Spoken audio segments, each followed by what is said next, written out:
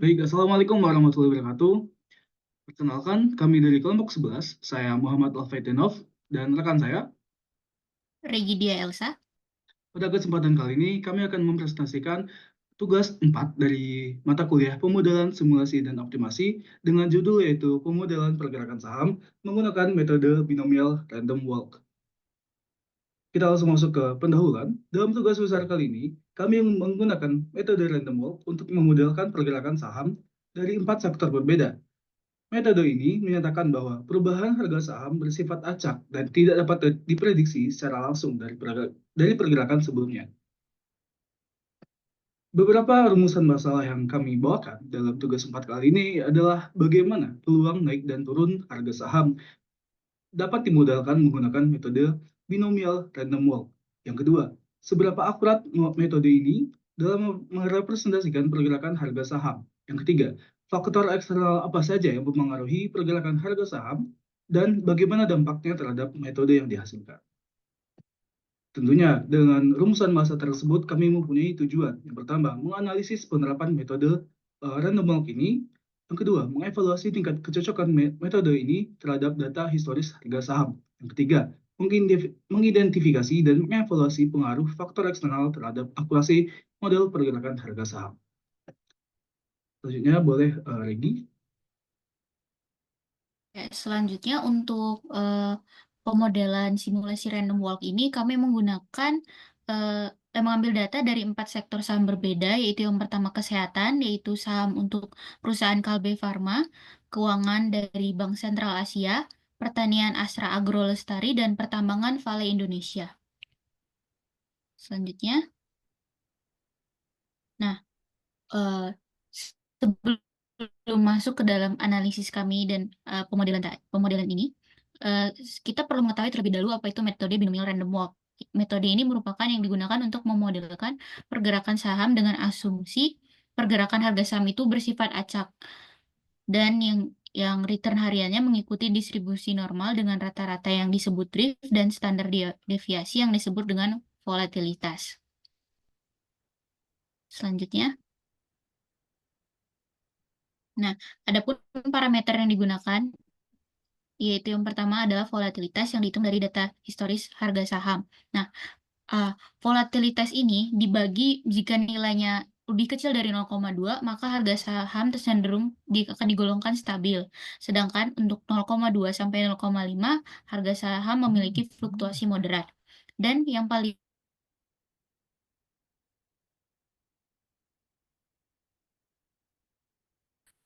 Kemudian untuk drift itu dihitung berdasarkan rata-rata return harian yang diartikan jika dia lebih kecil dari 0, lebih positif ataupun lebih besar dari 0 mengindikasikan bahwa tren kenaikan pada harga saham, sedangkan jika lebih kecil dari 0 itu mengindikasikan di tren penurunan harga saham. Selanjutnya, nah, adapun parameter model yang kami pakai itu ada harga awal, volatilitas tahunan, drift tahunan, dan periode simulasi. Dan nantinya pada komponen simulasi ataupun grafik akan ada untuk garis biru sebagai simulasi dari random walk, garis merah sebagai data asli, garis hijau sebagai rata-rata, dan area abu-abu sebagai interval simulasi. Selanjutnya, Baik, kita masuk ke hasil simulasi dan analisis. Yang pertama, untuk saham sektor kesehatan, kami mengambil saham dari Kalbe Farma dengan kode KLBF. Nah, di sini dapat dilihat grafiknya, rata-rata simulasinya berwarna hijau, yang data aslinya berwarna merah, dan rentang simulasi yang warna biru. Di sini tercatat bahwa harga awalnya itu sebesar 1.360 dengan volatilitas tahunannya itu sebesar 0,2641, drift tahunannya itu minus 0,1868, dan tentu saja periodenya dari 1 Januari 2024 hingga 31 Desember. Nah, ini artinya volatilitas tahunan sebesar 0,2641 ini eh, mengalami fluktuasi sebesar 26,41% dalam 1 tahun. Nah, ini menunjukkan adanya risiko dalam investasi di saham ini. Eh, di drift tahunan kita lihat bahwa tercatat minus 0,1868.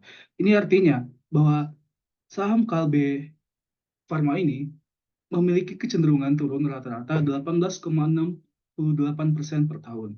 Nah, drift negatif ini mengindikasikan bahwa berdasarkan data historis, nilai saham dari Kalbe Farma ini cenderung melemah. Untuk sektor keuangan, bisa dilanjutkan oleh Regi. Nah, selanjutnya untuk sektor keuangan, menurut data dari saham Bank Sentral Asia, itu harga awalnya adalah di 9.675. Nah, kemudian volatilitas tahunannya itu ada di 0,2219, yang artinya tingkat fluktuasi harganya ini tergolong sedang, yang potensi perubahannya sekitar 22,19% dalam satu tahun dibandingkan dengan rata-rata harga. Nah, ini tuh masih dianggap wajar untuk saham di sektor keuangan di Indonesia dan masih tergolong stabil. Kemudian untuk drift tahunannya ada di angka 0,0280, yang berarti dia tergolong drift positif yang menggambarkan tren rata-rata kenaikan harga saham BBCA ini sekitar 2,80% per tahunnya, yang menunjukkan secara umum memiliki tren kenaikan yang stabil. Mungkin akan Selanjutnya, saya tambahkan sedikit untuk prediksi di saham BBCA ini, Regi. Prediksinya bahwa model simulasi memperkirakan bahwa harga saham akan berkisar antara sekitar 7.000 hingga 12.000 di masa depan dengan 95% probabilitas. Dan untuk saham Kalbe Farma itu prediksinya sekitar 800 hingga 1.800 di masa depan. Baik, kita lanjut ke saham sektor ketiga yaitu sektor pertanian. Di sini dapat dilihat bahwa volatilitas tahunannya sebesar 0,2300, drift tahunannya negatif 0,1447. Dan model memprediksi bahwa harga saham ini akan berkisar antara 3.000 hingga 9.000 di masa depan dengan 95% probabilitas. Kita lanjut ke sektor keempat, yaitu sektor pertambangan lagi.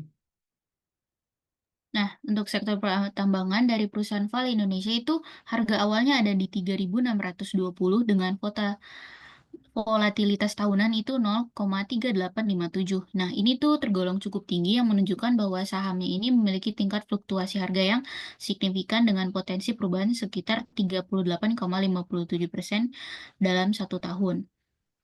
Nah, ya, kemudian selanjutnya untuk drift tahunannya itu ada di angka min 0,2132, yang artinya dia saham tergolong drift negatif yang menandakan bahwa sahamnya ini cenderung turun rata-rata 21,32%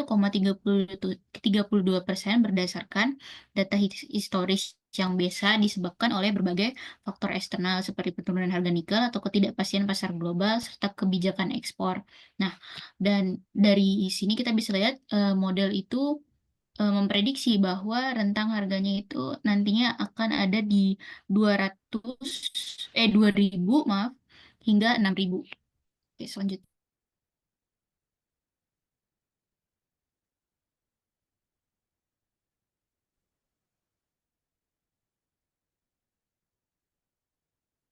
Nah, kemudian untuk kenaikan dan penurunan harga untuk tiap saham dari berbagai sektor tadi, dari berbagai perusahaan, itu tuh ada faktor eksternal yang mempengaruhi terjadinya kenaikan dan penurunan tersebut, tidak hanya dari data-data yang sudah ada sebelumnya. Misalnya,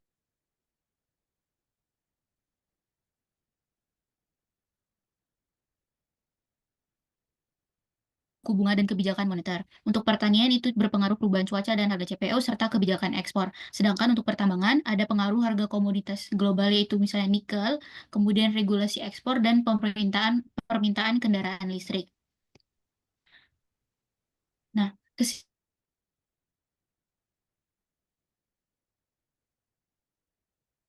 berdasarkan data historis, dan hasil simulasinya memberikan gambaran kemungkinan pergerakan harga di masa depan. Nah, setiap sektor memiliki karakteristik volatilitas yang berbeda yang dipengaruhi oleh faktor internal dan eksternal, dan